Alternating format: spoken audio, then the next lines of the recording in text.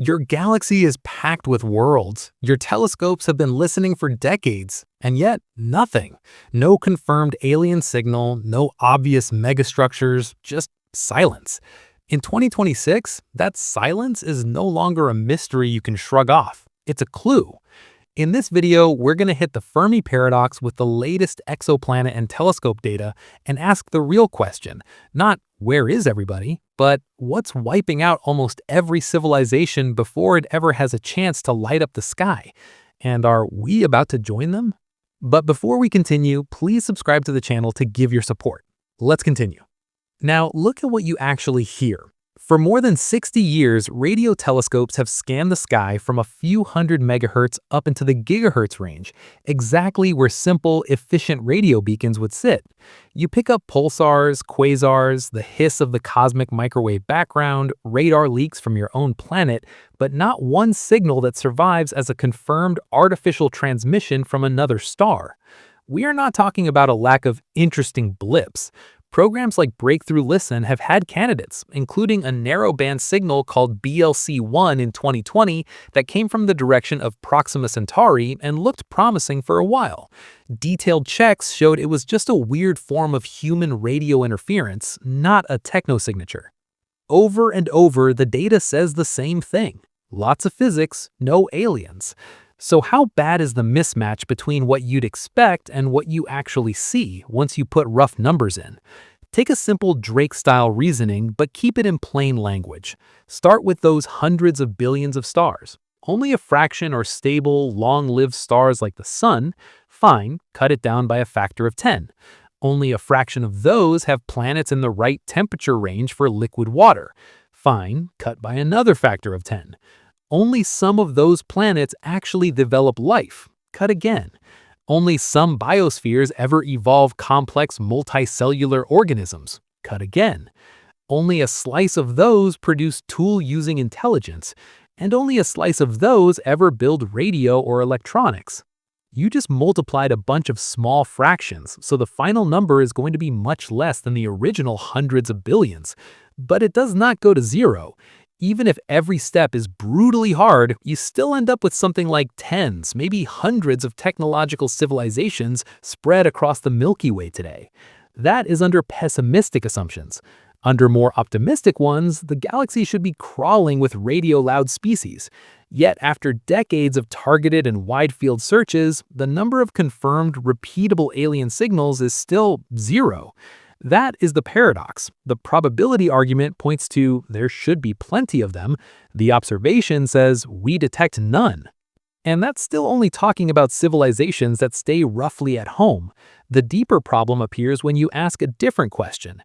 If anyone ever becomes interstellar, why don't we see their fingerprints everywhere? You don't need science fiction warp drives for this. Take a realistic but advanced probe or ship that can cruise between stars at about 1% of light speed. That is around 3,000 kilometers per second, about 6.7 million miles per hour. At that speed, going a few light years takes a few centuries. That sounds long on a human scale, but on a galactic timescale, it's extremely fast. Now let those probes be self-replicating. Each one arrives in a new system, mines local asteroids, builds a new generation of probes, and sends them out to the next set of stars.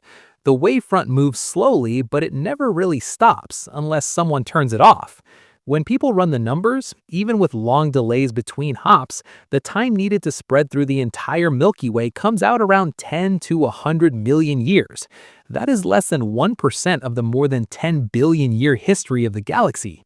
If any civilization started this process a few hundred million years ago, their probes, or their engineered stars, should be visible somewhere in our sky right now. But in survey after survey, we see galaxies that look natural, not obviously reworked. You might try to escape that by saying maybe planets themselves are rare and we just got incredibly lucky with Earth. That argument used to have some weight before the mid-1990s. It failed the moment we started discovering exoplanets in bulk. In 1995, astronomers found 51 Pegasi b, the first known planet around a sun-like star. It was a huge gas giant in a 4-day orbit, nothing like our solar system, but it proved the basic point. Other stars do have planets. In the 30 years since, missions like Kepler and TESS rolled that single discovery into a catalog. By 2025, humanity has confirmed around 6,000 exoplanets, with more than 8,000 strong candidates waiting to be checked. Once you correct for the fact that we find big, close-in planets more easily than small Earth-sized ones, the statistics say that small, rocky planets in the right kind of orbits are not unusual. A significant fraction of Sun-like stars seem to host them. We now know about hot Jupiters, super-Earths, mini-Neptunes, lava worlds, and Tatooine-like planets in binary systems. But the key detail for the Fermi Paradox is simple. The raw material, planets, is everywhere. Planet scarcity is no longer a good excuse for the Great Silence. So you're left with a sharp fork. The first option is that all of our probability reasoning about life is wrong in a very deep way. Maybe getting from chemistry to even simple cells is incredibly hard. So hard that Earth is one of the only places it has ever happened in this galaxy. Or maybe the bottleneck is later, and going from microbes to complex animals, or from animals to technological intelligence, is so unlikely that it effectively never happens twice. The other option is that the numbers are right, life and intelligence are not that rare, but something else, some great filter, wipes most civilizations out or forces them into habits that make them invisible before they can leave obvious marks on the galaxy. That something could be astrophysical, like frequent sterilizing events near the galactic center. It could be planetary, like climate instability or bad star types. It could be self-inflicted, like nuclear war, uncontrolled engineered pandemics, or runaway environmental damage. Or, and this is where things get painful, it could be a whole stack of filters, each one removing a large fraction of potential civilizations at different stages. The key point is this. By the mid-20th century, the Fermi Paradox was already uncomfortable with basically no data on planets. By the mid-2020s, with thousands of exoplanets logged and more coming, it becomes brutal. The more we learn about how ordinary our system is and how common planets are, the harder it is to explain a galaxy that looks completely natural and completely quiet. So, have we already stumbled on the solution to the paradox without fully realizing it? We now have hard numbers on how often different kinds of planets appear, which stars they orbit, and what their basic conditions look like. We have real constraints from SETI about how common, loud, wasteful civilizations are. Put all of that together, and the picture that starts to form is not empty universe, but universe where the path to long-lived, visible civilizations is unbelievably narrow. The first big clue sits in that exoplanet census itself. If planets are common, but almost none of them end up with long-term, stable, Earth-like conditions, then the paradox weakens. You would expect life to be widespread, but technological species to be rare. And rare species are hard to catch in a tiny time window. That is where we go next, straight into the exoplanet explosion, to see how the new planet data changes the Fermi question, and whether it quietly points to a solution you can finally test. Here's the part that changes the Fermi paradox. The planet count is no longer a guess, it's a measurement. In 1995, astronomers confirmed the first planet around the Sun-like star, 51 Pegasi b. Less than one human lifetime later, by 2025, NASA's tally passed 6,000 confirmed exoplanets, with more than 8,000 additional candidates. That is not a handful, that is a survey. You're not looking at a weird one-off solar system anymore. You are one data point in a huge sample. The way we got here matters, because it tells you how solid this picture is. The Kepler Space Telescope stared at around 150,000 stars for years, watching for the tiny dips in brightness that happen when a planet crosses in front of its star. That single mission delivered thousands of new worlds, and more importantly, the first good statistics on how common different sizes and orbits are. After Kepler, TESS took over, scanning most of the sky and focusing on stars closer to Earth, easier to check with ground-based telescopes. Together, these missions turned exoplanets from rare news story into normal astronomy. So when you hear 6,000 worlds and counting, this is a real census. And that census already shows you something harsh. Planets are normal. Stars with no planets look like the exception, not the rule. That pushes the Fermi paradox into a new phase, because you can no longer hide behind the idea that Earth-like setups barely ever happen. But if planets are common, are they all weird hellscapes, or do some of them actually look like reasonable homes for life? The answer is both. The catalog is a zoo. You have hot Jupiters, gas giants bigger than Jupiter whipped around their stars in just a few days, so close that their atmospheres are heated to thousands of degrees Celsius, thousands of degrees Fahrenheit. You have lava worlds like BD plus 054868AB, a rocky planet so close to its star that its surface is molten and it's literally evaporating, leaving a dust tail millions of kilometers long, a few million miles, behind it. You have dense, icy giants, bloated mini-Neptunes, and ultra-compact systems where several planets would fit inside Mercury's orbit of about 58 million kilometers. And then there are the Tatooine-style systems, real planets orbiting two stars at once. A new example, HD 143811ABB, was pulled out of archival images and confirmed in 2025. It loops around the pair of stars in the constellation Lupus, about 700 trillion kilometers away, around 446 light-years. It's a gas giant, not a second Earth, but it proves something important. Even complex orbital setups, like circumbinary planets, do happen in nature. The more weird arrangements we see, the more obvious it becomes that planetary systems can build almost anything gravity allows. This still hasn't answered the key question you care about, though. Among this chaos, how often do you actually get something Earth-ish? Small, rocky, in a temperate orbit where liquid water can exist on the surface for billions of years. Here the statistics get more technical, because our telescopes are biased. It's easier to detect big planets close in than small ones far out. But when astronomers correct for that bias, they keep landing on the same rough picture. A significant chunk of Sun-like stars seem to host at least one small rocky planet in or near the habitable zone. Translate that into simple language, out of every 10 stars like the Sun, maybe 2, 3, 4 of them could have an Earth-sized planet in a reasonable orbit for liquid water.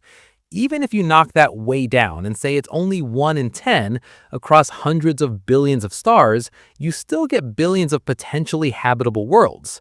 Now add one more step. Suppose only 1 in 1,000 of those ever runs the full evolutionary gauntlet and produces a technological species. You still end up with millions of civilizations over the whole history of the galaxy, and a lot of them should overlap with us in time.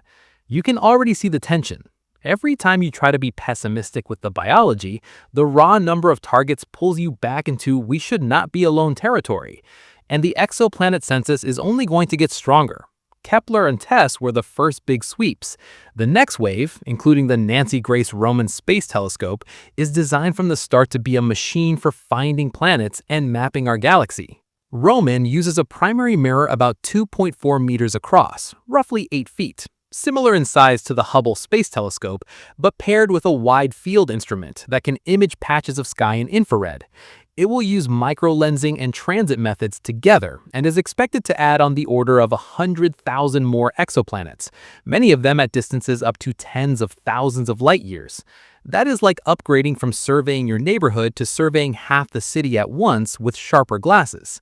So ask yourself this. If 6,000 planets were enough to kill the idea that planetary systems are rare, what will 100,000 more do to your view of how many truly Earth-like worlds exist?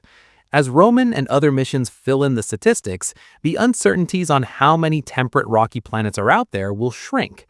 If the numbers stay high, the Fermi Paradox gets sharper, because the gap between worlds where life could exist and worlds where we actually see technology gets wider. That's the key shift after the exoplanet boom.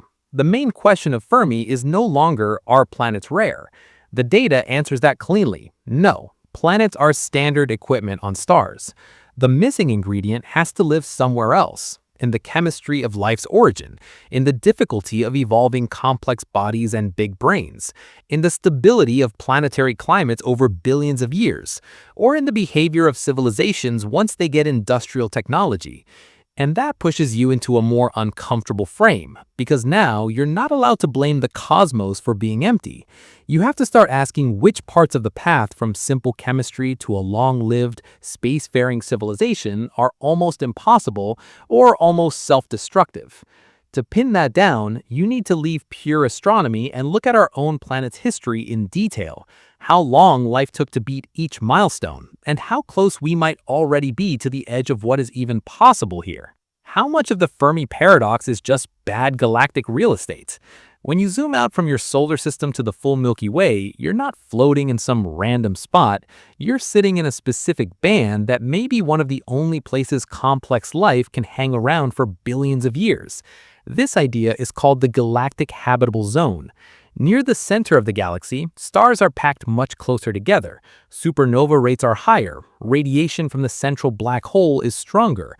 Far out in the outer disk, past most of the spiral structure, you start to run out of heavy elements like carbon, oxygen, silicon, and iron, the stuff you need to build Earth-type planets and for chemistry like Earth's. Observations show that Earth orbits in a region where the metallicity is high enough for terrestrial planets to be common, but not so high that the environment is overcrowded and violent. That sets up a timing problem too. Early on, in the first few billion years after the Big Bang, there just weren't many stars with enough metals to build Earth-like worlds. You had gas, you had the first generations of massive short-lived stars, but they left behind mostly simple elements. Only after many cycles of star birth and death do you get a disk enriched enough in carbon, oxygen, silicon, iron, and other heavy elements to support lots of rocky planets with solid surfaces, iron cores, and complex geochemistry. That means there is a cosmic window, a period in the history of the galaxy when Earth-type planets go from rare to common. We are likely not latecomers. We're closer to the leading edge of that wave, living in a phase where the galaxy has finally produced a lot of suitable worlds, but hasn't had trillions of years for civilizations to pile up. JWST is now letting you actually look back toward the time when that enrichment was just getting started. One of the striking examples is a system nicknamed Firefly Sparkle, a small, early galaxy seen only about 600 million years after the Big Bang, whose light has been magnified and stretched into an arc by a foreground cluster. In that system, you see a set of bright star clusters, hundreds of thousands of solar masses each, forming under metal-poor, high-temperature conditions. Researchers argue that this object looks like a baby version of a Milky Way-type galaxy, caught in the act of assembly. It's chaotic, compact, and likely bathed in intense radiation and frequent energetic events. Trying to run a 4 billion-year experiment in biology in that environment would be like trying to run a delicate lab in the middle of a demolition site. Scale that up to the whole universe and the pattern is clear. Early galaxies, especially in dense regions, were smaller, more metal-poor, and more violently active. Over time, disks like the Milky Way grew, enriched, and settled. Only once you have enough metals, a calmer star formation rate, and fewer catastrophic explosions nearby, do you get wide rings where long-lived stars with stable planetary systems can sit undisturbed for billions of years. That's what the galactic habitable zone is trying to capture. Not a sharp line, but a broad band in radius and time where the statistics finally look good for complex life. So tie this back to Fermi. If only a slice of the Milky Way by radius and only a slice of its history by time offers decent odds for complex biospheres to survive, then the number of real slots for civilizations shrinks dramatically. You go from hundreds of billions of stars all equally good to maybe a few tens of billions at the right distance during the right era. And if the galaxy only recently cooled down into that sweet spot, then most civilizations that can arise will be young, roughly our age, not ancient billion-year-old empires. That gives you one possible answer to the question. Where are the galaxy-spanning civilizations that should have had time to fill everything? Maybe they do not exist yet in large numbers, because the safe ring for long-term habitability only turned on fully in the last few billion years. In that case, we and any peers out there are all early players in a game that has barely started, not late arrivals to an already crowded party. But if that's true, then you have to ask a sharper question. Even inside this good ring of the galaxy, why did it take Earth's biosphere almost the full available time to reach technology? And how many of those habitable planets will ever get that far at all? How close did Earth come to running out of time before you showed up? Right now, the best estimate for Earth's age is about 4.54 billion years. Clear evidence for life goes back at least 3.5 billion years, maybe a bit more, in the form of ancient microbial mats and chemical traces in very old rocks. Complex cells, eukaryotes, show up around 2 billion years ago in the record, maybe a bit earlier depending on which study you look at. Large, clearly complex animals don't appear until roughly 540 million years ago, around the Cambrian explosion. Technological civilization, the kind that builds radio and rockets, is a story of the last 10,000 years at most. On a 24-hour clock, where midnight to midnight is the whole history of Earth, life appears by maybe 4 a.m. Big complex cells show up around mid-afternoon, animals arrive around 9 or 10 p.m., humans are a blip in the last fraction of a second before midnight. So why did almost everything interesting happen so late? One idea that has become very influential in thinking about the Fermi Paradox is the hard step model, originally proposed by the physicist Brandon Carter. The basic split is simple. Some evolutionary transitions are easy, they tend to happen quickly once conditions allow them, and some are hard, meaning that even if you give evolution hundreds of millions or billions of years, they are still very unlikely per unit time. In the hard step picture, getting from dead chemistry to a technological species like us requires passing several of these intrinsically unlikely transitions in sequence. Carter and later authors pointed to things like the origin of life, the rise of oxygen-producing photosynthesis, the appearance of eukaryotic cells, multicellular animals, and finally, intelligent tool users as candidate hard steps. Here's the important bit. If you have a fixed time window when a planet is habitable and several really hard steps that all have to succeed, then whenever you condition on success, you expect to see them bunched up toward the end of that window. In other words, on planets where intelligent observers are there to look back, those observers will typically find themselves arriving late, close to the deadline, because most planets ran out of time before completing the chain. Carter showed that if there are something like 5 or 6 such steps, each with about the same difficulty, you naturally get a pattern where intelligence appears at a time similar to what we see on Earth, a little more than halfway through the sun's usable life, and maybe only a billion years or so before habitability shuts down. But how much time is actually left on Earth's clock? The sun is not a constant light bulb. It slowly brightens as it burns hydrogen in its core. A typical rule of thumb from stellar evolution models is that the sun's luminosity increases by around 10% per billion years. Climate and geophysical models that plug this in suggest that in roughly 1 to 1.5 billion years, the increased sunlight will push Earth into a moist greenhouse state, where the upper atmosphere gets loaded with water vapor, the oceans steadily evaporate, and hydrogen is lost to space. Long before the sun becomes a red giant, surface temperatures could rise enough that complex plants and animals can't survive, leaving only microbes hanging on in refuges, and eventually, nothing at all.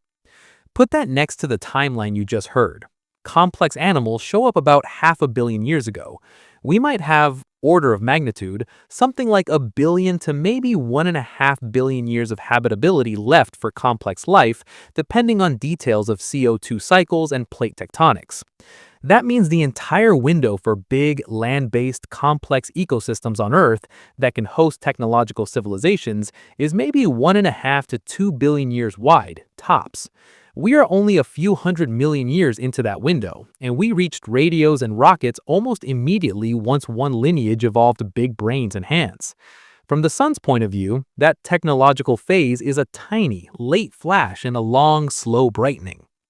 So what does it mean if every major evolutionary jump on Earth seems to use up a big chunk of the available time? The unsettling reading of the hard step model is this. Those steps were not just slow, they were close to the limit of what's possible before the environment shuts the game down. If you replay the movie of evolution on Earth-type planets many times, most runs don't make it all the way to intelligence before the star brightens, the climate destabilizes, or some other constraint hits. The only planets where someone is around to think about it are the rare cases where everything lined up just in time, and those observers inevitably find themselves looking back at a history where each crucial transition happened suspiciously late. That's exactly the pattern we see. That picture gives you a very different angle on the Fermi paradox. In a hard-step universe, you should expect the cosmos to be packed with planets where life started, maybe even very early, but then stalled at microbes or simple multicellular forms, for billions of years until the star cooked the planet or other factors killed habitability. Advanced tool users with technology are the extreme outliers. The paradox softens from "why is a galaxy full of planets not full of civilizations" to "almost no planets ever manage to climb out of the microbial stage before their clock runs out, and we happen to live on one of the very few that did." So how do you actually test an idea like most worlds are stuck at slime instead of just telling stories? This is where the new generation of telescopes becomes directly relevant to the Fermi paradox. With instruments like JWST, astronomers are already beginning to look at the atmospheres of exoplanets, especially planets that pass in front of their stars, so some of the starlight filters through their air. By splitting that light into a spectrum, you can see which gases are present. Certain combinations, like lots of carbon dioxide plus methane plus nitrogen with liquid water at the surface, are chemically unstable over long times unless something keeps replenishing them. And on Earth, that something is life. That kind of chemical imbalance is called a biosignature. The plan over the next few decades is simple in concept, but hard in practice. Build up a statistical sample. JWST and large ground-based telescopes will probe a growing number of small, rocky worlds, especially around nearby stars. Future missions like NASA's proposed Habitable Worlds Observatory and giant telescopes on the ground will go after Earth-sized planets around Sun-like stars, looking for oxygen, methane, and other gases in combinations that scream metabolism.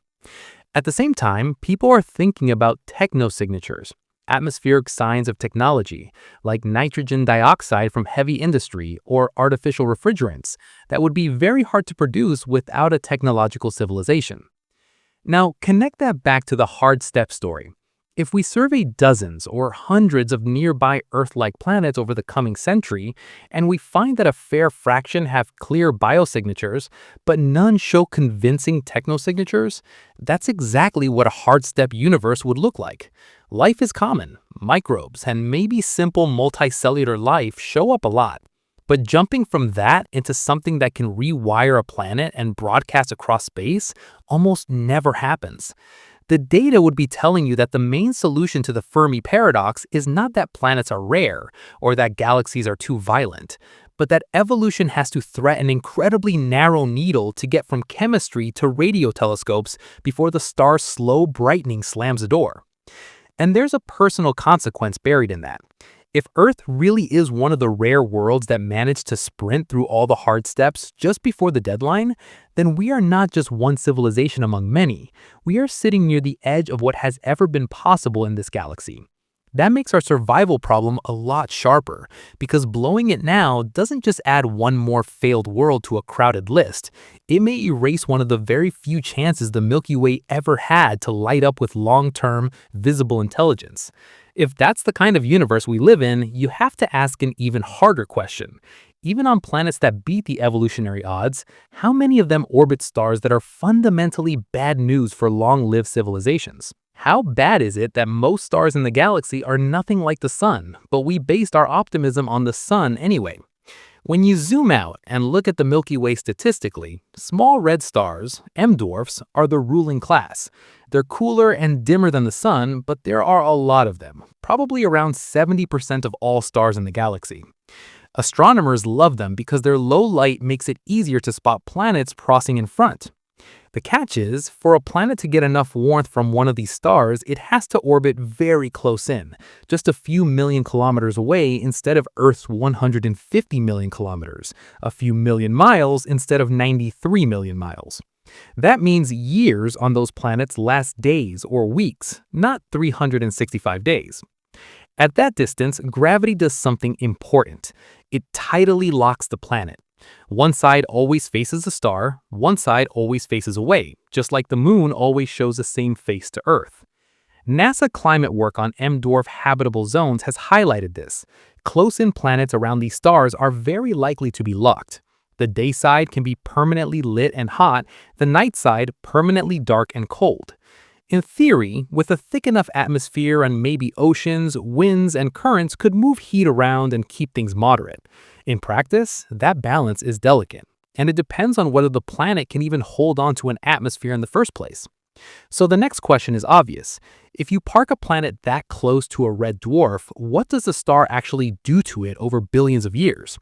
Red dwarfs are not calm. They are magnetically active, especially when they're young, and they throw off violent flares and coronal mass ejections that make our sun storms look tame. Observations of nearby red dwarfs like AD Leonalis and DG-CVN have caught super flares tens of times more energetic than the strongest solar flares we've seen from the sun. Now, plug in the geometry. A planet in the habitable zone of a red dwarf is sitting maybe 20 times closer than Earth is to the sun. Proxima Centauri b, our nearest exoplanet neighbor, orbits at about 7.3 million kilometers, roughly 4.5 million miles, from its star and goes around in just over 11 days. That planet receives something like 10 to 60 times the high-energy UV and X-ray radiation Earth gets. Over time, that bombardment can heat the upper atmosphere so much that hydrogen and other light gases escape to space. It can split water, drive hydrogen off into space, and drag heavier gases like nitrogen and oxygen along with it. On top of that, red dwarfs launch powerful stellar winds and mass ejections that hit close-in planets with pressures thousands of times what Earth feels from the solar wind, again pushing hard on any atmosphere those worlds might try to keep. So you end up with a harsh picture. Many habitable zone orbits around red dwarfs are zones where atmospheres are steadily eroded or even stripped away over hundreds of millions of years. On paper, the distance is right for liquid water. In practice, the surface might be either airless rock or locked under a toxic, superheated blanket of gas. When you hear that a planet is in the habitable zone of a red dwarf, you have to silently add, if it somehow still has an atmosphere and magnetic protection after billions of flares. And this brings you straight to the system that made headlines a few years ago, and then quietly turned into a warning sign: TRAPPIST-1. It's an ultra-cool red dwarf about 40 light-years away, with 7 rocky planets, some of them in the classic habitable zone. For a while, this was presented as a dream target for life. 7 Earth-sized worlds, tight orbits, transit after transit for our telescopes to study. But then, people started modeling the stellar wind and radiation environment and realized the inner planets, at least, live in a blast furnace. Models suggest that the strong stellar wind and X-ray and extreme UV radiation from TRAPPIST-1 can drive efficient atmospheric escape, especially close in. And now we have early data instead of just models. With Hubble and now JWST, astronomers have looked hard for thick, puffy hydrogen atmospheres around TRAPPIST-1 planets and ruled those out. The planets either have dense, heavy atmospheres or they've lost them entirely.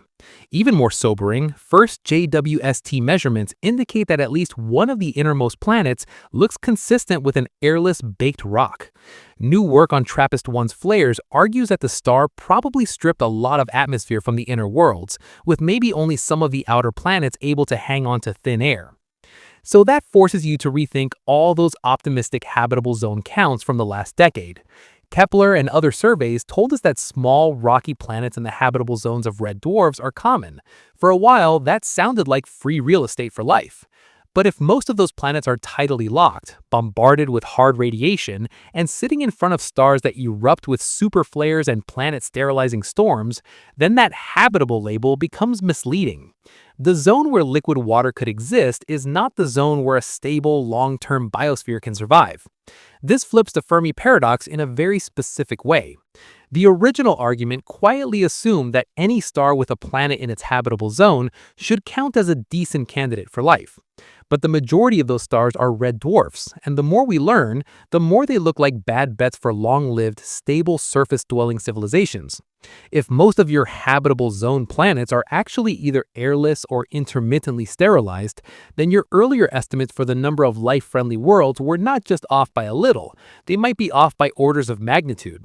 The real pool of Earth-like stable environments might be limited mostly to Sun-like stars and a subset of quieter, older red dwarfs whose activity has finally calmed down. Right now, JWST is doing autopsies on these close-in planets around red dwarfs. It's watching them transit, measuring their spectra, and looking for signs of atmospheres or signs that those atmospheres are being lost. Early results across multiple systems show a pattern that should grab your attention. Many small planets around active M dwarfs either have no obvious atmosphere or only heavy, compact atmospheres that are hard to detect, and hydrogen-rich envelopes are mostly ruled out. This is exactly what you'd expect if strong radiation and stellar winds had already blasted off the lighter gases. If that trend holds as JWST and future observatories expand the sample, we will have a solid observational reason for part of the Fermi solution.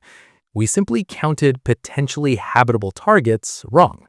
The galaxy might be full of planets in the right temperature band on paper, but only a much smaller fraction are actually stable, gentle environments where life can sit on the surface for billions of years and climb all the way up to radio technology.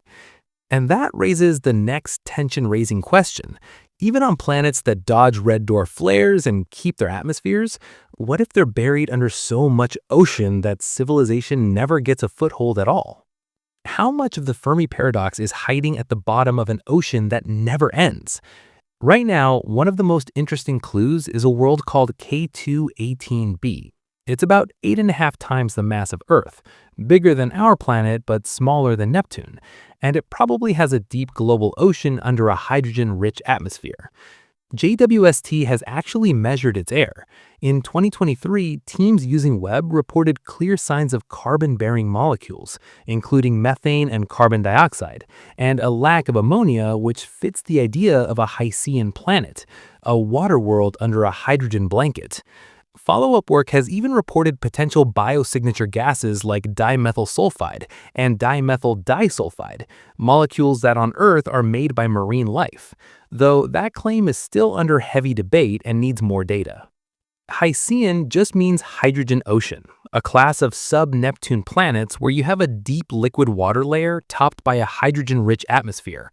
Models show that temperatures and pressures in those oceans could be similar to parts of Earth's oceans, which means liquid water plus chemistry, the basic requirements for life as we know it. So at first glance, K2-18b looks exciting, a warm ocean planet, a red dwarf star, complex carbon chemistry in the air, maybe even hints of biology. That sounds great for life, but it might be terrible for radio-using civilizations. The problem is simple. Too much water changes the whole game. On Earth, average ocean depth is about 4 kilometers, roughly 2.5 miles. Now imagine a planet with hundreds of kilometers of water. At those depths, the pressure gets so high that water ice turns into exotic high-pressure forms, solid even at thousands of degrees. That creates a thick ice layer at the bottom, between the liquid ocean and the rocky mantle. Nutrients and minerals in the rock can't easily mix into the ocean, and you don't get the same kind of geochemical circulation that Earth's plate tectonics and shallow seas provide. On Earth, continents stick up above sea level. Erosion carries minerals into the oceans. Volcanoes and plate tectonics cycle carbon and nutrients between crust, mantle, air, and water over hundreds of millions of years. That recycling keeps the climate relatively stable and keeps ecosystems supplied with the raw materials they need. On a total water world with a high-pressure ice lid at the bottom, the ocean can become chemically isolated. You might still get life, but it can end up stuck in a nutrient-poor, stable but limited state, without the wild environmental changes that drive big evolutionary leaps. Then comes the civilization problem. Industrial technology as we know it needs dry land and fire. You can't smelt metals underwater at normal pressures, and you definitely can't run blast furnaces or build huge electronics factories on the seafloor. Without exposed continents, there's no easy way to discover and control fire in the first place. That means no metal tools, no large-scale electricity, no radio transmitters, no rockets. At best, you could imagine very advanced tool-using ocean life that learns to manipulate chemistry and maybe build structures, but the path from that to we can beam a signal across interstellar space is extremely unclear. The basic physics fights you at every step. So even if Hycean worlds are full of microbial life or even complex marine life, they are almost invisible to us. From tens or hundreds of light years away, you would see a planet with water, a hydrogen atmosphere, maybe biosignature gases like methane plus carbon dioxide, and something like dimethyl sulfide, but no radio chatter, no satellites, no big artificial heat signatures. These planets could make the universe biologically rich and technologically quiet at the same time. Now, the key question for Fermi is, how common are these drowned worlds compared to Earth-like mixtures of land and ocean? Exoplanet surveys show that sub-Neptunes and super-Earths, planets between Earth and Neptune in size and mass, actually dominate the current catalog. They're more common than true Earth twins. Interior and formation models suggest that many of these planets are volatile rich, meaning they carry a lot of water and other ices, and can easily end up as deep ocean planets with thick atmospheres rather than dry, rocky Earth clones. Recent work on water-rich sub-Neptunes and super-Earths strongly supports the idea that large water inventories are natural outcomes of planet formation.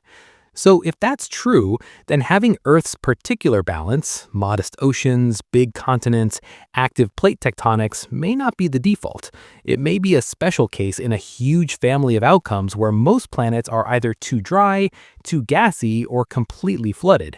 In other words, the average habitable world in the galaxy might be a Hycean or water-rich sub-Neptune, not an Earth copy.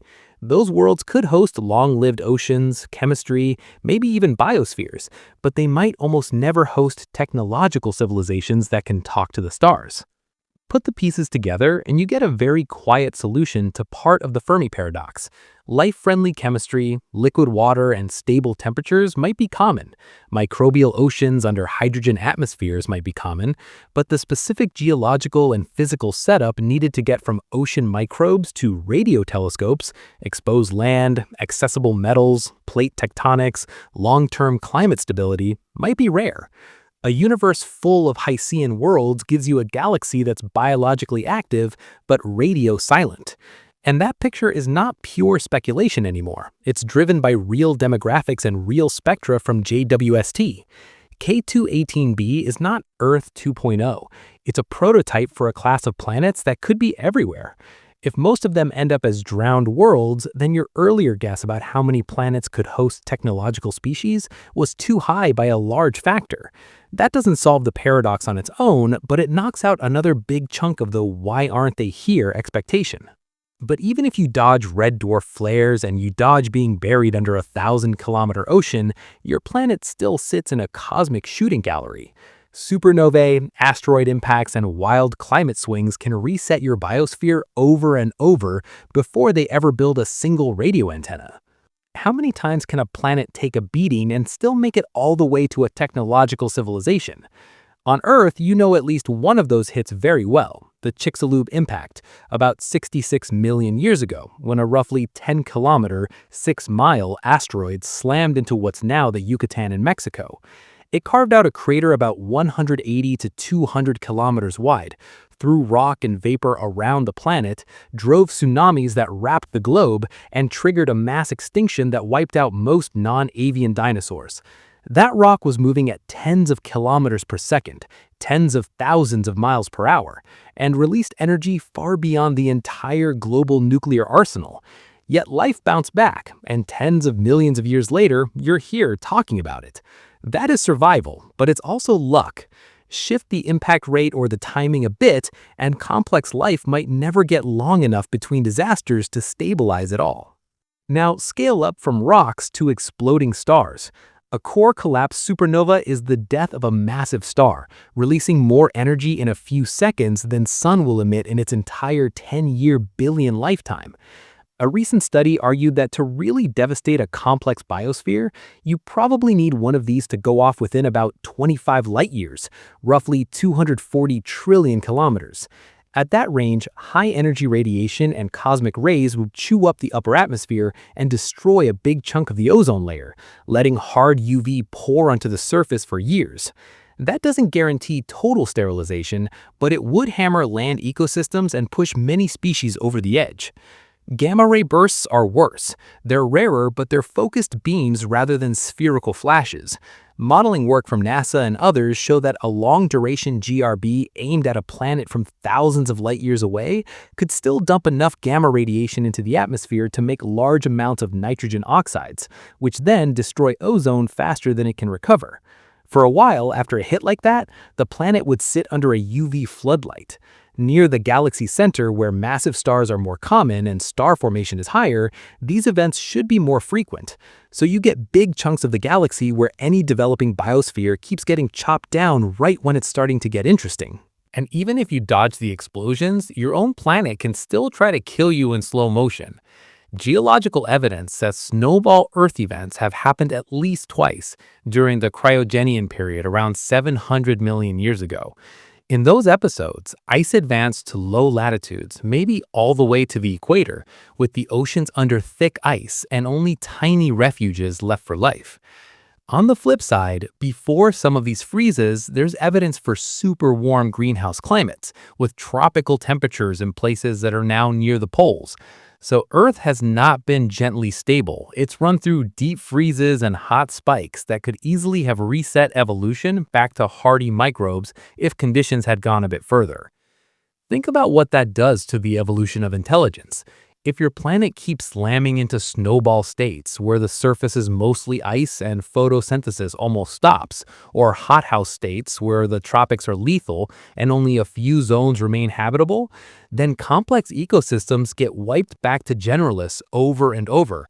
Every time complexity builds up, another climate swing hits, and evolution has to start climbing the ladder again from simpler forms. On Earth, we threaded that needle, but that doesn't mean the needle is wide. It could be that the number of climate swings we had was close to the maximum that still lets a technological species emerge. Now, add the impacts and the radiation back in. Earth's history includes multiple large impacts, including Chicxulub, big flood basalt eruptions, possible nearby supernova influences, and global glaciations. Yet somehow, none of those quite erase the path to large brains and 21st century technology. Our risk budget, summed over 4.5 billion years, stayed just below the level that would have permanently locked life at microbes and small animals. On many other planets, there's no reason to expect that balance to be so forgiving. A slightly more crowded comet cloud, one extra 10-kilometer asteroid at the wrong time, a supernova a bit closer than 25 light years, or one more snowball episode that lasts a bit longer, and you never get complex land life at all, let alone steam engines and electronics. From a Fermi point of view, that means multi-hit planets become a silent filter. They still have life, maybe even for billions of years, but they never have long enough stable stretches for intelligent tool users to appear and spread. Every time evolution gets close, some combination of impact, flare, supernova, or climate runaway knocks it back. Those planets never contribute to the count of radio civilizations, but they count as habitable in our simple equations, which makes us overestimate how many technological species should exist. The good news is, this is not just armchair speculation. We can see the scars of these processes all over the sky. Telescopes map supernova remnants like the Crab Nebula and the Veil Nebula, shells of gas and dust left after massive stars exploded. We see gamma-ray bursts in distant galaxies and can measure how often they happen.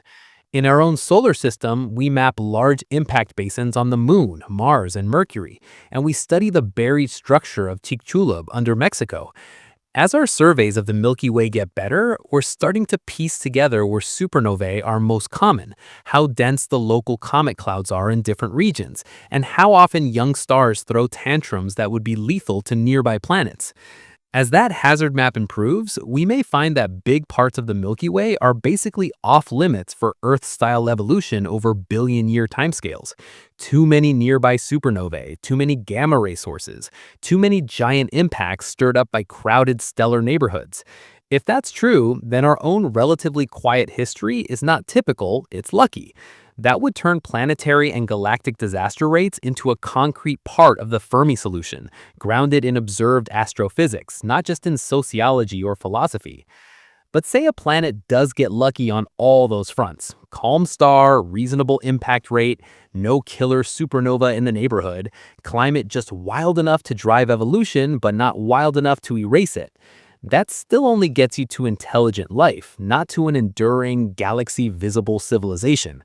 The next filter is the one you're living through right now. What happens when a species like ours suddenly gets the power to change a whole planet faster than evolution can react? How long does a technological civilization actually stay dangerous and visible before it wipes itself out or goes quiet? Right now, you only have one hard example, us, and it's not a reassuring one. In roughly 200 years of industrial civilization, since we started burning coal at scale and building factories, we've pushed CO2 levels from about 280 parts per million to well over 420 parts per million, kicked off a mass extinction, and built nuclear arsenals that can deliver thousands of warheads anywhere on Earth at a few kilometers per second. That's with rockets that just barely reach escape velocity, around 11 kilometers per second, about 25,000 miles per hour, and with data centers and industry still mostly running on fossil fuels. We have planet-scale impact long before we have anything close to interstellar reach. That's the first big clue for this post-intelligence filter. The physics says you can get global power cheaply compared to interstellar power. Changing an atmosphere, acidifying an ocean, or dumping enough aerosols into the stratosphere to cool a planet is easy compared to pushing a serious spacecraft even a few percent of light speed.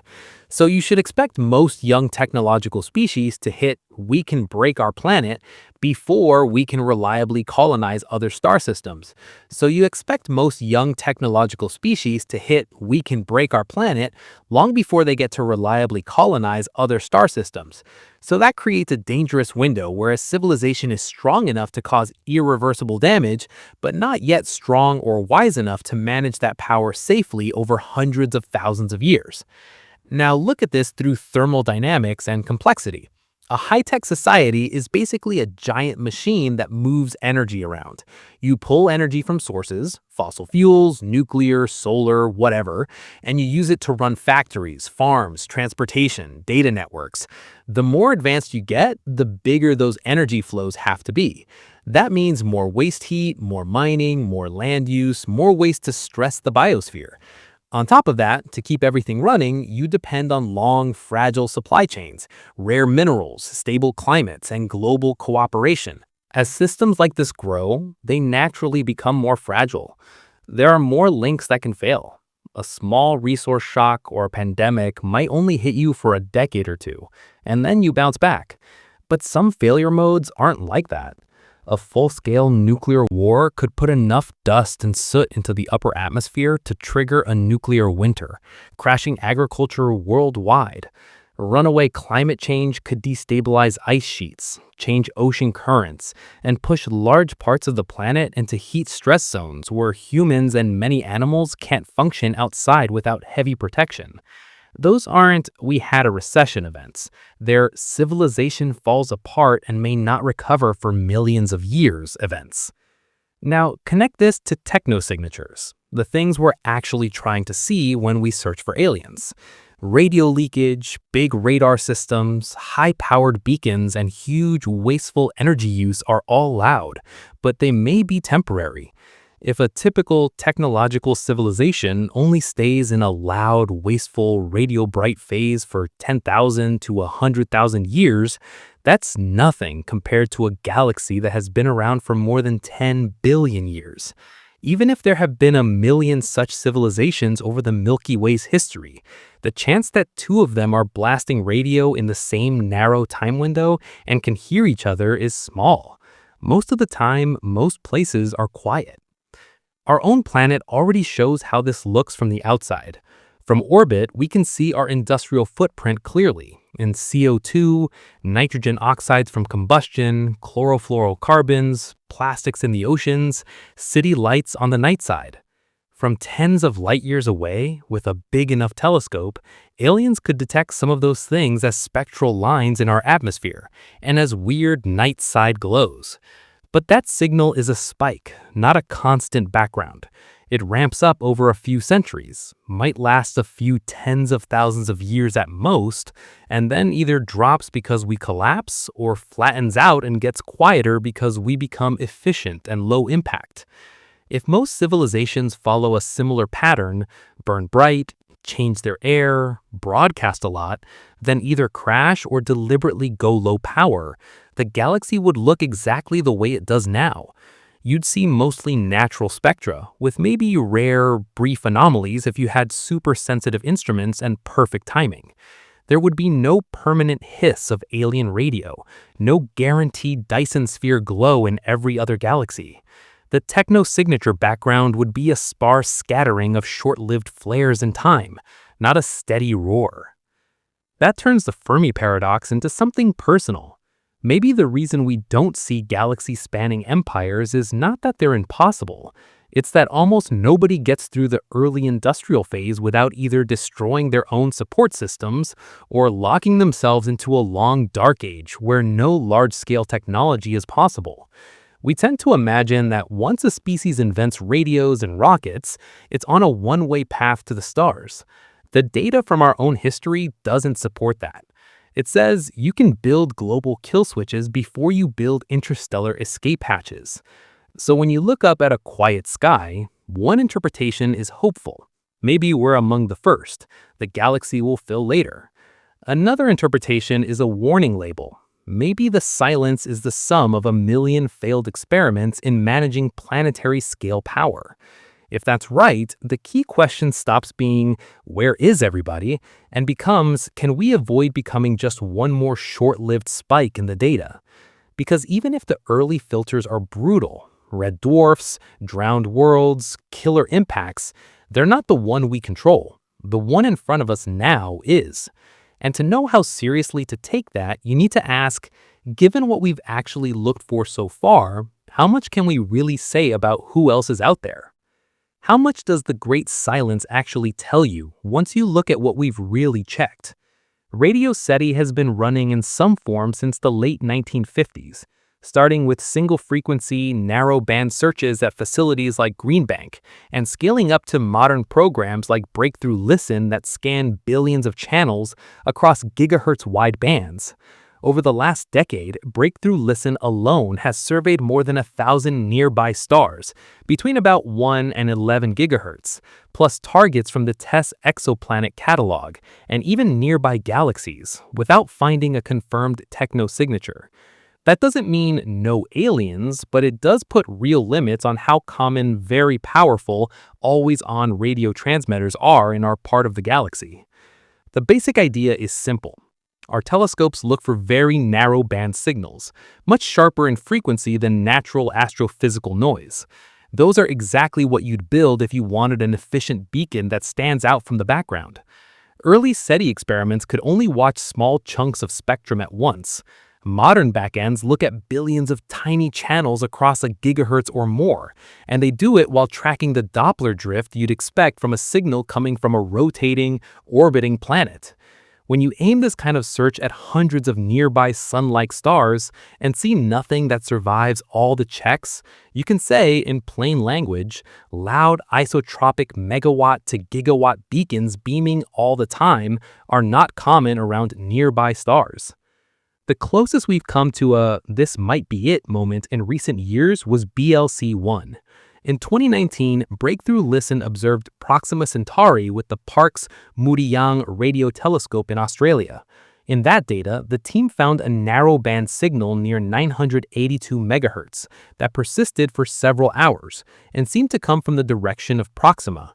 It didn't show up when the telescope pointed away, which is one of the standard tests for filtering out local interference. For a while, it looked like the first serious technosignature. Then the team really dug in. They built a verification framework, checked for similar signals in other observations, and analyzed the frequency structure. The pattern that emerged was ugly in exactly the way human electronics are ugly. The signal's frequency drift and a forest of related lines at regular frequency spacings pointed to intermodulation product from local time-varying interference, basically different terrestrial transmitters mixing together in the electronics. The final conclusion was blunt. BLC-1 is not an extraterrestrial technosignature. It's a weird artifact of our own technology. That's the good and bad news in one shot. The bad, every promising maybe so far has died under detailed scrutiny. The good, the pipelines are now very conservative and very sophisticated. The people doing this can pick apart interference from oscillators, satellites, aircraft, and ground transmitters in painful detail. If something truly alien shows up, it's going to survive a lot of checks, and that's exactly what you want before you change the history books. Now, scale up from nearby stars to whole galaxies. A truly insane galaxy-scale transmitter broadcasting at megawatt or gigawatt levels continuously would be visible from millions of light years away in deep radio surveys. Recent work has explicitly used listen data and other wide-field radio observations to set upper limits on such extragalactic technosignatures. One study reanalyzing listen data showed that if many galaxies hosted very powerful, continuously operating transmitters, we'd be seeing unexplained narrow-band lines from their directions, and we don't. The conclusion is that blaring lighthouse civilizations, at least the ones that fill entire galaxies with obvious radio signals, are rare or absent in the volume we've checked. Radio isn't the only channel. There's also the waste heat argument. If a civilization ever really climbed to Kardashev Type 2 or Type 3, harvesting a large fraction of the energy from a star or a whole galaxy, Thermodynamics says that energy has to go somewhere as low-temperature infrared radiation. The GHAT project used the WISE All-Sky Mid-Infrared Survey to look for galaxies that are suspiciously bright in the 12 and 22 micron bands, as you'd expect if a big chunk of their starlight was being absorbed and re-radiated by Dyson-like structures. What they found was nothing that screams Type 3. There are dusty, star-forming galaxies and active galactic nuclei, all explainable with normal astrophysics. If there are galaxies where more than a few % of the starlight is being captured by engineering and turned into waste heat at mid-infrared wavelengths, they're rare. You can argue about clever ways an ultra-advanced species might hide waste heat, radiate at different wavelengths, or minimize its footprint. But the simple, old-school picture of a galaxy wrapped in obvious Dyson shells does not show up in the data. So what does all this actually rule out? It rules out a universe where powerful, wasteful, always-on civilizations are common and easy to spot. We don't see strong, narrow-band, constant radio beacons from nearby stars. We don't see Galaxian-scale transmitters lighting up the radio sky. We don't see obvious mid-infrared outliers that look like whole galaxies turned into machine clusters.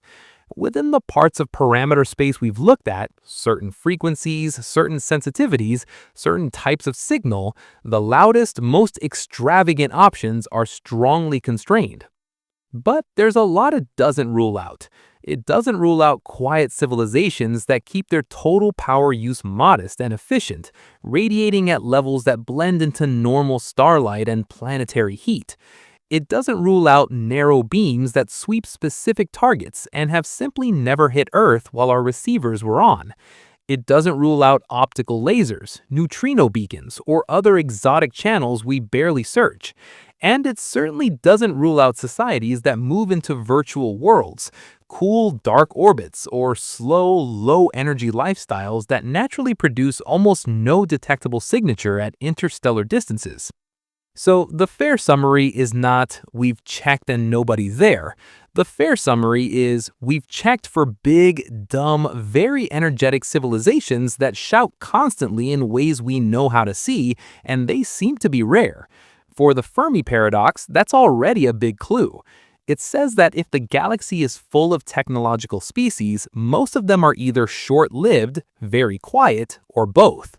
To see which of those is more likely, you have to compare two very different pictures: a universe where everyone hides in fear, and a universe where the desert really is bright and empty because very few civilizations ever get far. Dark forest or bright desert? Which kind of galaxy are you actually living in? The dark forest picture comes from Liu Cixin's novels and from simple game theory. The idea is this. Every civilization knows two things. You can't easily know the true intentions of anyone light years away, and technology tends to grow quickly. So if you reveal your position and some other species decides you might be a future threat, the safest move for them is to strike first and erase you before you can catch up. In that logic, the only stable strategy is to hide, stay radio silent, and maybe quietly remove any civilization loud enough to be noticed. It's a chilling story, but you have to be clear. Right now, it's basically a thought experiment, not something forced on you by data. Because if dark forest behavior were common, you'd expect some collateral evidence. If predators are going around sterilizing other systems, you don't just get silence, you get wreckage, destroyed planets, blown apart megastructures, weird debris fields, spectral signatures that don't match normal astrophysical processes. We do see planets getting torn up by their stars gobbling planets, supernovae, tidal disruption events, where stars are shredded by black holes. But all of that fits standard physics. When people look at light curves and spectra from transient events in surveys like Pan-STARRS, ZTF, and others, they see cataclysms, but they look natural, not like precise, repeated weapons tests on planetary systems. At galaxy scales, radio and infrared surveys also don't show obvious partial Dyson swarms or half-finished engineering projects that someone abandoned mid-build. So there's a tension. Dark forest stories assume a galaxy full of players, all hiding and occasionally shooting, but your telescopes don't see a galaxy full of scars from deliberate astroengineering or mass destruction. If you imagine civilizations often going out and smashing others' infrastructure, you'd think at least some of that would leave long-lived odd signatures. Instead, what you see at large scales is a universe that looks like gravity, fusion, and chemistry doing their thing with no clear interruptions. The opposite extreme is the bright desert picture. In this view, the sky is bright with stars and galaxies, but almost empty of high-tech life. You don't see empires, beacons, or wreckage because, for the most part, nobody is there to build them. All the filters you've been stacking up point that way. Red dwarfs with killer flares, waterworlds that bury continents, hard evolutionary steps that take billions of years, supernovae and impact reset buttons, and short post-industrial lifetimes where civilizations risk self-destruction. Put those together, and the default outcome for a random habitable planet is microbes, maybe simple multicellular life, then silence, not spacefaring empire. There's also a straight physics argument against galaxy-wide dark forest wars. The cost of firing first is huge. Crossing even 10 light years in realistic speeds is painful. At 10% of light speed, which is far beyond anything we can currently do, that trip takes about 100 years. At 1% of light speed, about 3,000 kilometers per second, it takes about 1,000 years. That's to cover roughly 95 trillion kilometers, about 60 trillion miles just to hit a single nearby system. Accelerating a serious fleet to those speeds takes ridiculous energy, comparable to a large fraction of what a planet receives from its star over long periods. And once you arrive, your intelligence on what's happening there is centuries out of date because of light speed delay. So ask the obvious, what does a rational civilization gain by launching preemptive interstellar wars over and over? You burn enormous resources, you commit to multi-century projects with no quick feedback, and you risk getting blindsided by threats you didn't see because you were focused on killing someone 1,000 years behind in your information. In game theory terms, the payoff for galaxy-scale aggression may simply be terrible compared to investing the same energy into local defenses, information, or moving into low-profile, efficient modes of existence. That doesn't mean dark forest behavior is impossible. You can still imagine rare, paranoid species that decide to wipe out anything they detect nearby, especially if their tech is far ahead of their neighbors. But you don't need that to explain the observations. The combination of harsh habitability conditions, evolutionary bottlenecks, and fragile, short-lived industrial phases already gets you to a galaxy where loud civilizations are rare and short-timed. That's the boring solution, and so far, it fits the data better than a galaxy full of lurking super predators. So when you weigh the two pictures, the scary one and the empty one, the evidence leans towards low density of visible intelligence, rather than lots of hidden killers. That doesn't prove we're safe, but it does say you shouldn't jump straight to cosmic horror as the default. The simpler explanation is that most life, if it exists, is either stuck at simple stages, buried where we can't see it, or living quietly in ways our searches barely touch. And that brings up a huge missing piece. If most biospheres are truly hidden, where would they be? One strong candidate is right under ice, in worlds that look dead from the outside but hide entire oceans below the surface. How many living oceans could be hiding inside ice, even in your own backyard solar system? Start with two very real examples, Europa and Enceladus. Europa has a hard ice shell maybe 10 to 30 kilometers thick.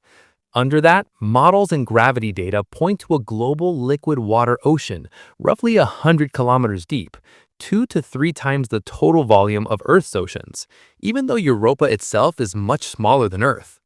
Enceladus is smaller still, only about 500 kilometers across, but Cassini showed it also hides a global salty ocean beneath its crust, with water erupting through cracks at the South Pole as huge plumes. Cassini didn't just take pretty pictures. It flew right through those plumes at roughly 400 meters per second, about 800 miles per hour, and sampled the material. Instruments found water, salts, simple organic compounds, and tiny silica particles that form at high temperatures, a strong sign of hydrothermal interaction between hot rock and liquid water at the seafloor. That is exactly the kind of environment that, on Earth, supports dense ecosystems around deep sea vents. So even before you leave the solar system, you have at least two worlds with deep, global oceans under tens of kilometers of ice. Oceans that may be tens to 100 kilometers deep compared to Earth's average ocean depth of about 4 kilometers. Now stretch this pattern out to the galaxy. Water and rock are not rare ingredients, they're basic products of how planetary systems form.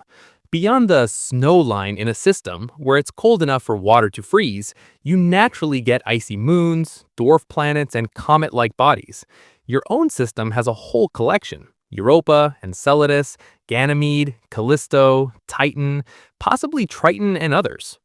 Exoplanet studies show that many systems have big planets in orbits where gas giants could host large icy moons, and there's no reason to think the process that made Europa and Enceladus is special. If you scale up from just our system, the Milky Way probably has far more liquid water locked inside subsurface oceans than spread across exposed Earth-style surfaces. That has a big consequence for life.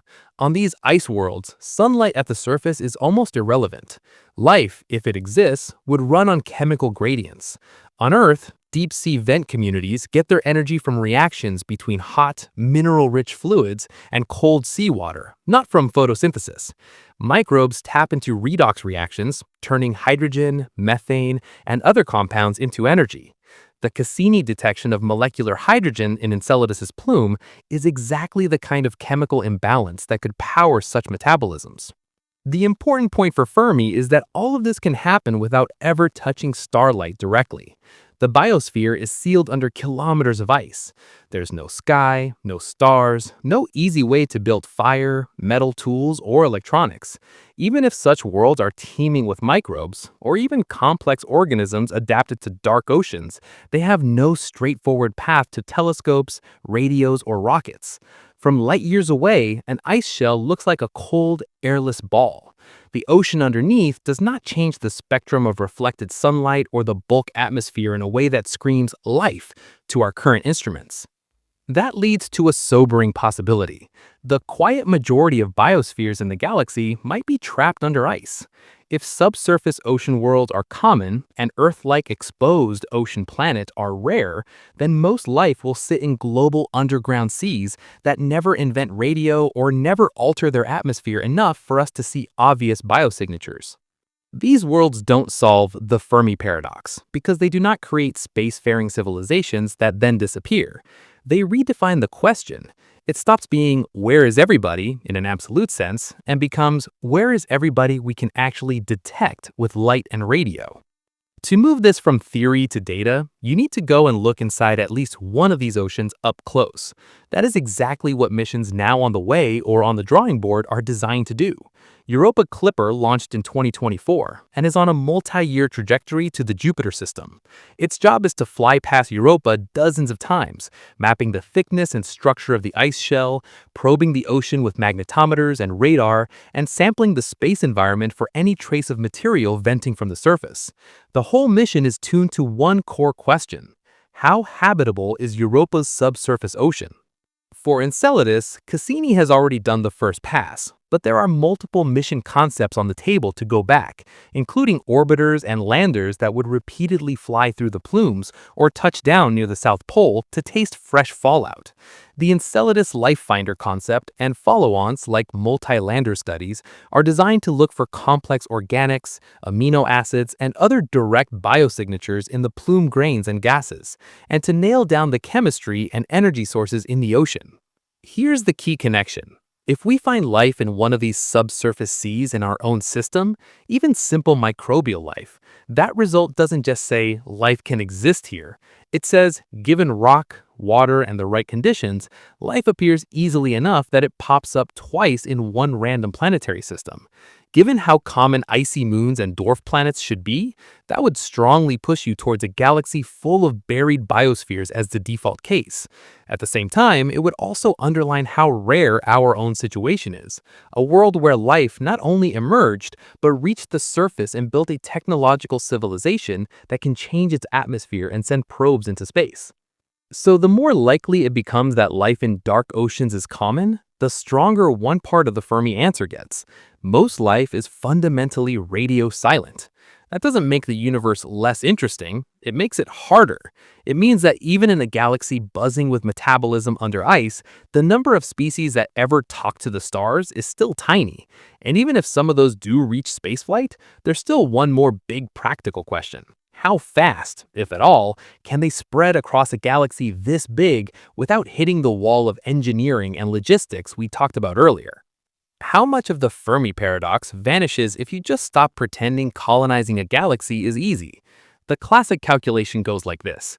Imagine a civilization launches self-replicating probes that cruise at 10% of light speed, about 30 million meters per second, roughly 67 million miles per hour. Each probe flies to a nearby star, takes a few hundred years to get there, spends some time mining asteroids and building copies of itself, then sends those copies to more stars. Run that as a simple spreading wave, and you get a number that gets quoted all the time. You can fill the Milky Way in a few tens of millions of years, tiny compared to the more than 10 billion years the galaxy has existed. The conclusion usually drawn is, if anyone had done this, we'd see their traces everywhere, so clearly nobody ever did. But that back of the envelope hides a lot of hard engineering. 10% of light speed is not a casual cruise speed, it is extreme. Even for a 1-ton probe, pushing it to 0.1 C takes on the order of 10 quadrillion to a few tens of quadrillion joules of kinetic energy, so around 10 to the 16 to 10 to the 17 joules per ton. That's comparable to our entire current annual global energy use for every 1,000-ton ship you send. If you want heavier, more capable machines, the cost scales straight up with mass. At 1% of light speed, 0.01 C, the energy per ton drops by a factor of 100, but timescales stretch by a factor of 10. So crossing 1,000 light years takes tens of millions of years, and jumping between distant spiral arms can easily hit hundreds of thousands or millions of years. So colonization is not launch some probes and wait a bit. It's a huge, long-term commitment of energy and resources. You need enormous power infrastructure just to fling a modest number of craft at a fraction of light speed. You need to assume your reactors or beamers or whatever you're using run for centuries or millennia without catastrophic failure. You need robust guidance and communication across light-year distances with hour to decade delays. And you need all of that to work while your society back home is changing culturally and economically. Once you start putting realistic failure modes in, the neat, smooth expansion wave starts to break. Some probes will miss targets, some will crash, some will arrive at systems that have no easy resources, some will malfunction after a few generations of self-replication. Every failure slows the front. Every extra safety margin you add to make failure less likely pushes the mass and energy cost up. At some point, fill the galaxy in 50 million years is less a prediction and more a best-case fantasy with everything tuned in your favor. And that's before you even talk about motivation. On human timescales, we already struggle to maintain large projects across a few decades. Economies crash, priorities flip. Now imagine trying to keep a coherent, aggressive colonization program running for millions of years. The civilization that started it may be gone or unrecognizable long before the front gets very far. Cultures evolve. They might lose interest in scattering hardware across the galaxy. They might switch to building denser and denser virtual worlds near home, where the speed of light isn't a problem, and the energy return per kilogram of infrastructure is much better than in deep space. You also get diminishing returns. The first few nearby systems are interesting and resource-rich. After a while, you're sending probes to more distant, less promising targets for less information and less payoff per unit of energy.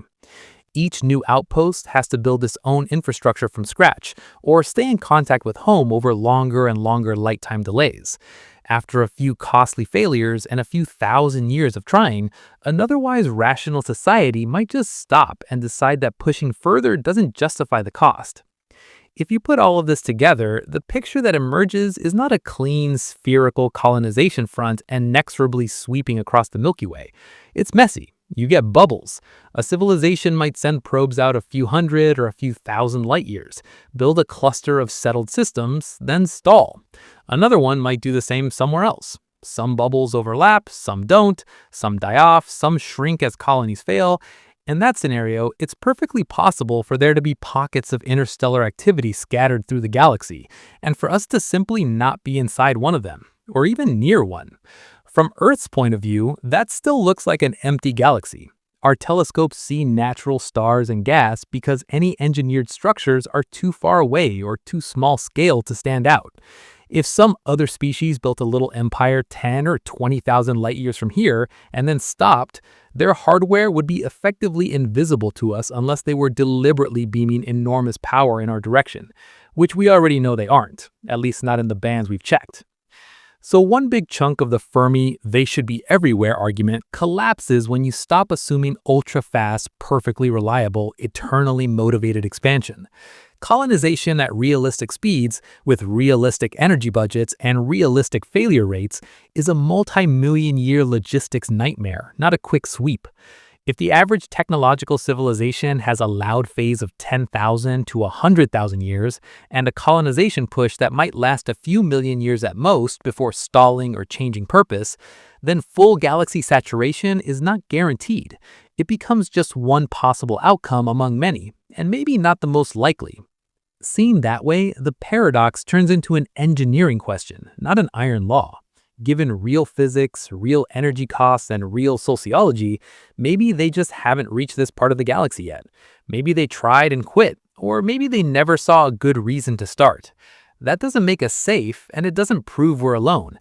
It just means "they should be obviously all over the place by now" was built on very optimistic assumptions. And if aggressive expansion isn't the default, you have to ask what advanced civilizations actually do with their energy instead, and why that choice might make them almost impossible for us to see. Why don't you see stars wrapped in giant machines if advanced civilizations are out there? The standard expectation, going back to Freeman Dyson in the 1960s, is simple. A very advanced species wants more energy, so it builds collectors around its star, a Dyson swarm or sphere, and harvests a big chunk of the star's output. The star's visible light gets absorbed, used, and then dumped back out as lower temperature infrared waste heat. In that picture, a sun-like star inside a Dyson structure would look dim in visible light and unusually bright in mid-infrared. Scale that up to a whole galaxy of such stars, and you'd expect to see galaxies whose spectra are dominated by warm infrared emission in a way that normal dust and star formation can't explain. Astronomers have actually gone hunting for exactly that. The G project and follow-up work used WISE, 2MASS, Gaia, and other all-sky surveys to look for stars or galaxies with strange infrared excesses, the kind of mid-IR glow you'd expect from large-scale energy collectors. They've sifted through millions of sources. So far, what they find are dusty stars, young stellar objects, active galactic nuclei, and normal astrophysical oddballs, plus maybe a small handful of ambiguous Dyson candidates that all have perfectly reasonable natural explanations on the table.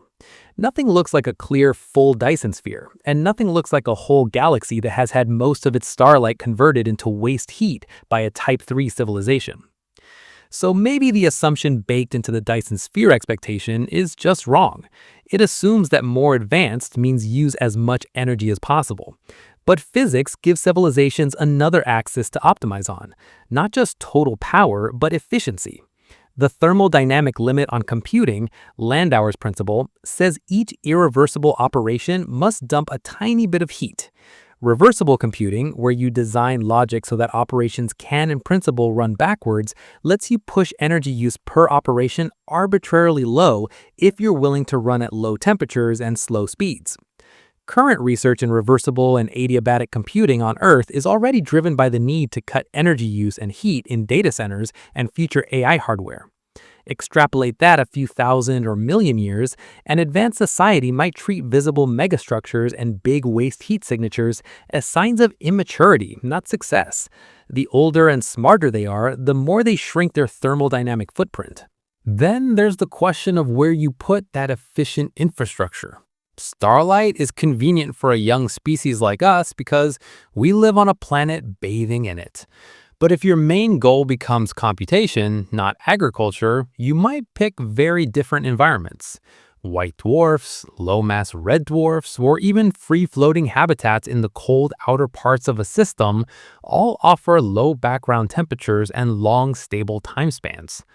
Recent modeling work has even looked at Dyson-like constructs around white dwarfs and M dwarfs and found that their waste heat would peak in cooler, harder-to-detect infrared bands and be fainter overall than classic sun-like Dyson spheres. Now picture a civilization that gradually moves its computing into cold, compact structures in the outer system or around a faint dwarf star, running close to the temperature of the cosmic microwave background to get maximal efficiency. Its total power use might still be huge by our standards, but spread over a large volume and radiated at low temperature, it blends seamlessly into ordinary dust and faint infrared sources. From a few thousand light years away, it doesn't look like a glaring artificial object. It looks like nothing special. Here's the twist this gives you for Fermi. If technological progress pushes civilizations toward higher efficiency and smaller visible footprint, then the ones you can't see easily are precisely the ones that survived and stabilized. The bright, wasteful build-a-Dyson sphere types either never existed in large numbers or don't last long in that mode. They burn out, collapse, or evolve into quieter forms. That means your search strategy, which has mostly focused on looking for big energy collectors and obvious waste heat, is tuned to catch the loudest, shortest-lived phase of a civilization, not its mature state. So the silence in the infrared doesn't have to mean no advanced life. It can just as well mean no one is doing the naive high-waste megastructure thing at scale. The really long-lived cultures might be running dark, optimized to the point where their technospheres are buried in the noise of normal starlight, dust, and background radiation. They wouldn't show up as Type 2 or Type 3 on our simple Kardashev scale, but from their own point of view, they could be far beyond anything we can currently imagine. Combine that with everything you've already stacked up, the harsh filters on habitability, the hard steps in evolution, the planetary reset buttons, the short loud phase of industrial civilizations, and the engineering limits on fast colonization, you get a picture where very few species reach advanced tech, fewer still last long, and the ones that do end up minimizing their visible footprint. If that's the real trend line, then looking for huge, flashy structures may be exactly what's blinding us to the only civilizations that manage to solve their long-term problems. And that drops you into the last big question. Given all these filters and behaviors, are we early, late, or right on time in the universe's story? Because where we sit on that timeline changes how seriously we should take the idea that there's anyone else out there at all. How weird is it that you exist now and not billions of years earlier or later? If you want to understand the Fermi Paradox statistically, you have to ask a blunt question.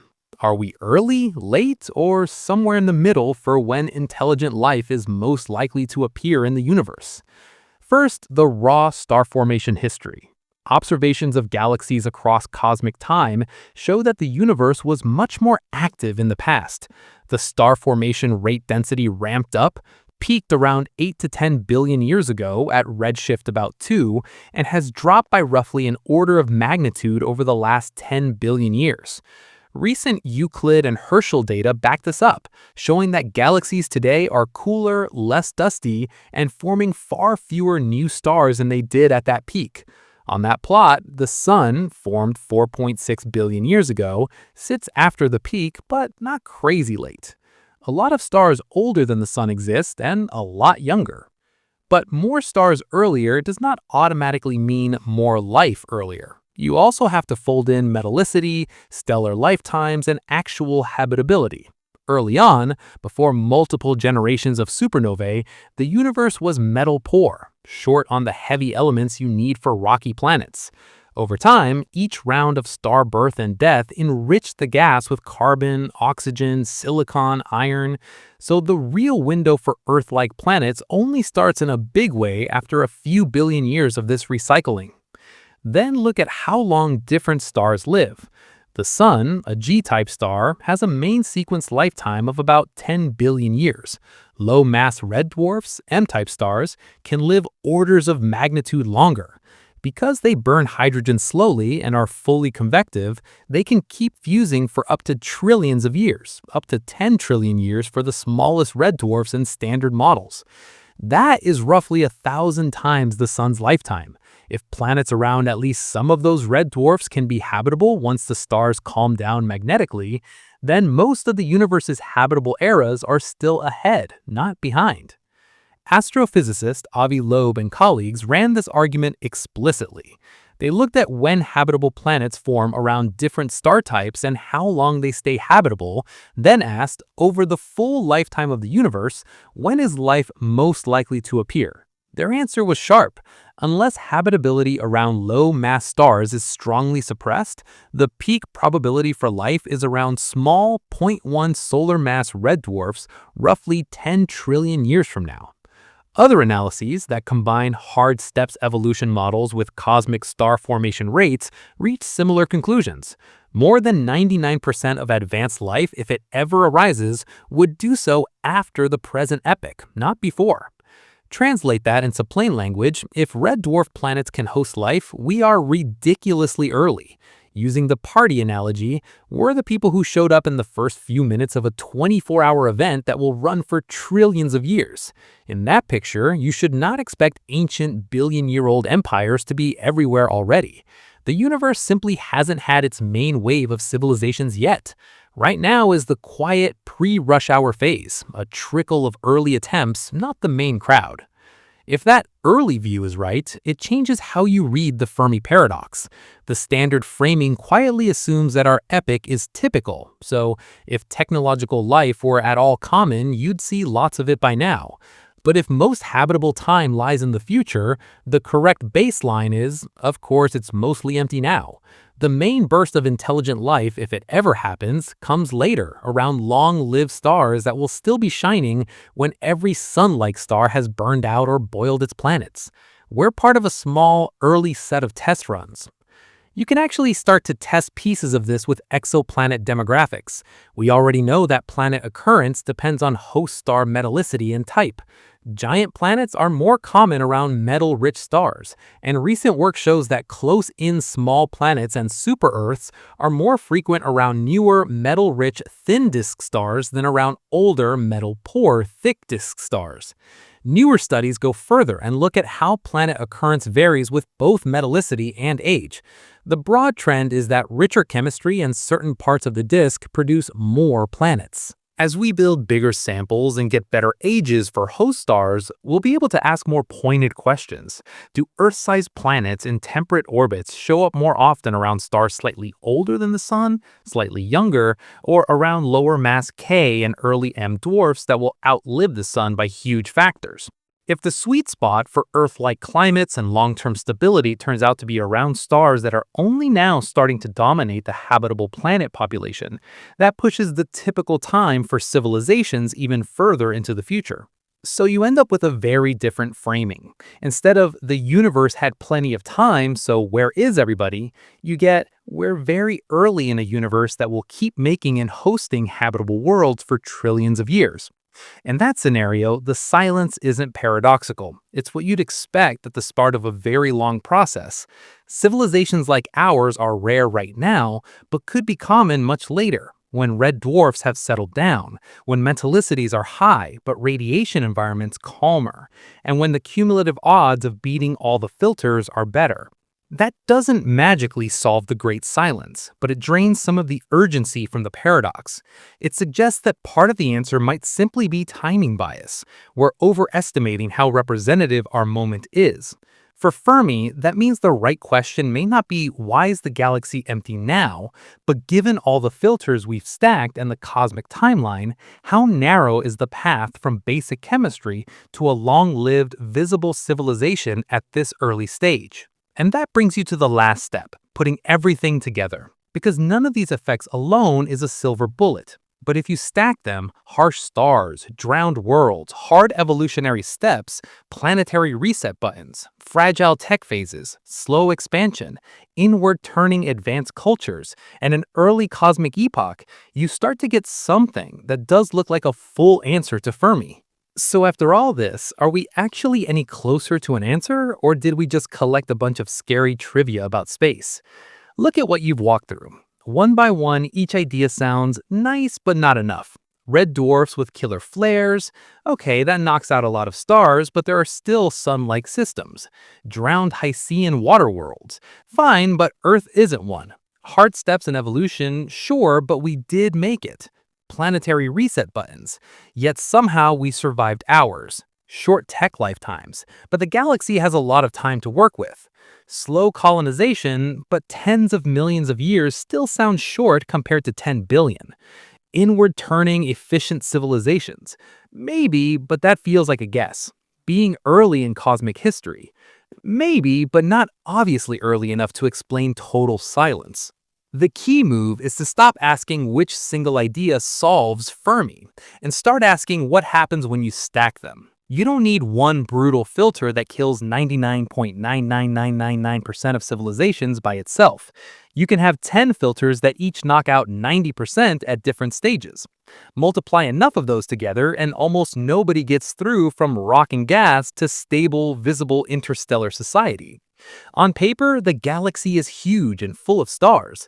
In practice, the path you walked happened to be a narrow branching trail where a lot of nearly invisible coin flips went your way. So lay out the composite story in plain language. First, Earth-like planets with continents and long-term climate stability look rare. The exoplanet census says planets are common, but most small worlds either hug flare-happy red dwarfs, sit too close or too far from their stars, or carry so much water and volatile stuff that they drown their crust under hundreds of kilometers of ocean, or end up with thick, crushing atmospheres. To get something like Earth, you seem to need a pretty specific mix. Right-sized planet, right distance, right star, right water inventory, active plate tectonics, and just enough chaos to drive evolution without constantly wiping the board. That's not clearly impossible elsewhere, but it's not every other star either. Second, even when you do get liquid water, a lot of it is probably hidden. Icy moons and dwarf planets suggest that subsurface oceans under ice could be the most common kind of habitable environment. Those biospheres can be stable for billions of years, powered by rock-water chemistry, but sealed away from starlight and open sky. They never see stars, they never build fires, they never build radios. From the outside, those worlds are invisible. They add to the tally of life, but not to the tally of civilizations you can talk to. Third, even when you do get good planets, evolutionary hard steps look like they eat most of the available time on good planets. On Earth, life took billions of years to go from microbes to complex animals, and only in the last tiny sliver of habitable time did a technological species appear. If each of those big jumps, origin of life, complex cells, multicellularity, intelligence, is intrinsically rare per unit time, most planets never complete the sequence before their star slowly wrecks their climate. They stall at slime plus maybe simple critters forever. Only a small fraction ever produce brains capable of even asking what a galaxy is. For the handful that do reach technology, the post-industrial phase is unstable. In a couple of centuries, we've built nuclear weapons, altered the climate, and set off a mass extinction. It's not hard to write down other failure modes: engineered pandemics, runaway AI, geoengineering gone wrong, unbounded resource wars. Even if most civilizations don't blow themselves up immediately, many might fall into long dark ages or lose the ability to do high-tech science at planet scale. If the average radio bright phase lasts 10,000 to 100,000 years and the galaxy has billions of years to work with, then the number of on-air civilizations at any given moment is small, even if thousands rose and fell in total. For the rare few that beat those odds and reach very advanced stages, there's reason to think they don't stay loud. Energy efficiency and thermodynamics push computing and infrastructure away from huge, hot, wasteful structures towards cooler, quieter, more compact setups at the edges of systems or around small, long-lived stars. Those societies might use less total power than you'd expect, radiate their waste heat at very low temperatures, and keep their signals tightly beamed, encrypted, or both. From thousands of light years away, they merge into the background noise of dust and faint infrared sources, not into giant artificial beacons. Add in slow, patchy colonization and the fact that we might be very early in the universe's habitable timeline, and the picture snaps into place. The universe can be teeming with life at the microbial or simple level, full of oceans, ice shells, and chemistry, and still give you a night sky that looks dead. The path from ocean chemistry to interstellar engineering is not just long, it's fragile, with many ways to fail and few ways to succeed. Almost no planets ever reach full civilization. Almost no civilizations stay loud for long. Almost no advanced societies have any reason to spray huge amounts of detectable energy in all directions. That's how you get what you see: a galaxy that is physically busy but technologically quiet. We don't see planet-sized structures, we don't see constant radio chatter, we don't see obvious wreckage of interstellar wars, because those are the extreme outliers, not the baseline. Instead, the baseline is simple: the sky looks natural. This isn't just a story, it's something you can test.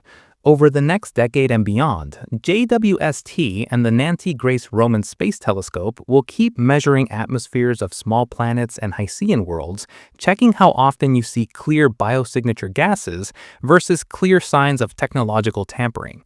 If you start finding lots of planets with methane, oxygen, or other disequilibrium chemistry, but none with weird industrial gases or obvious artificial light patterns, that's the life is common, tech is rare and brief picture.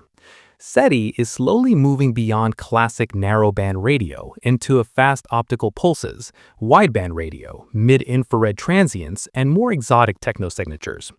If those deeper, broader searches still come up empty for loud, long-lived civilizations, that reinforces the idea that the loud phase is tiny or non-existent for most species. In parallel, Europa Clipper, Future Enceladus missions, and other probes will tell you whether your own solar system hides a second genesis of life under ice. If it does, that's a huge concrete hint that subsurface biospheres are cheap and surface civilizations like ours are expensive. If those data sets all point the same way, the stacked filter solution to Fermi goes from interesting story to best working model. The universe is busy but quiet.